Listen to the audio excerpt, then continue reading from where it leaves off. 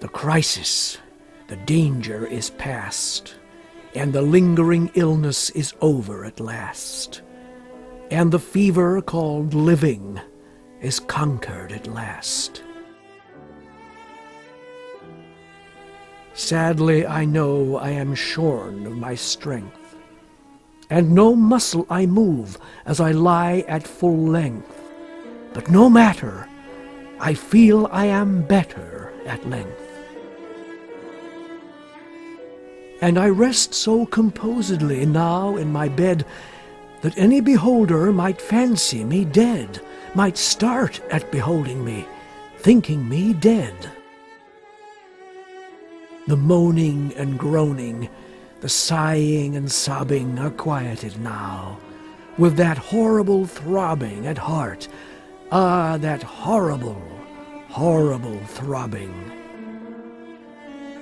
The sickness, the nausea, the pitiless pain have ceased with the fever that maddened my brain, with the fever called living that burned in my brain.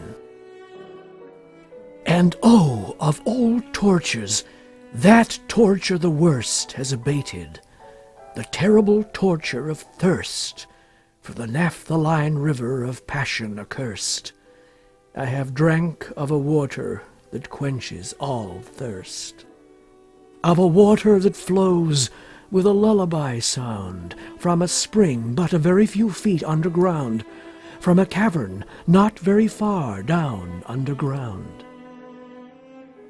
And ah, let it never be foolishly said that my room it is gloomy and narrow my bed, for man never slept in a different bed, and to sleep you must slumber in just such a bed.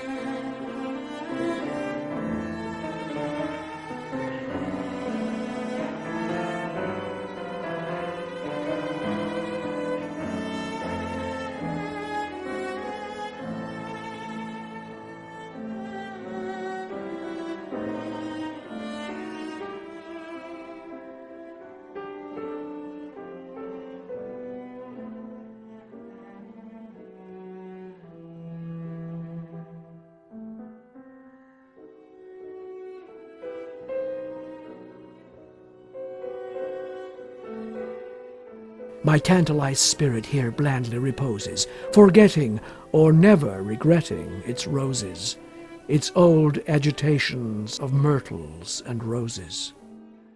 For now, while so quietly lying, it fancies a holier odor about it of pansies, a rosemary odor commingled with pansies, with rue and the beautiful Puritan pansies. And so it lies happily, bathing in many a dream of the truth and the beauty of Annie, drowned in a bath of the tresses of Annie. She tenderly kissed me, she fondly caressed and then I fell gently to sleep on her breast, deeply to sleep from the hem of her breast. When the light was extinguished, she covered me warm, and she prayed to the angels to keep me from harm, to the Queen of the angels to shield me from harm. And I lie so composedly now in my bed, knowing her love, that you fancy me dead. And I rest so contentedly now in my bed, with her love at my breast, that you fancy me dead, that you shudder to look at me, thinking me dead. But my heart, it is brighter than all of the many stars of the sky, for it sparkles with Annie, it glows with the light of the love of my Annie, with the thought of the light of the eyes of my Annie.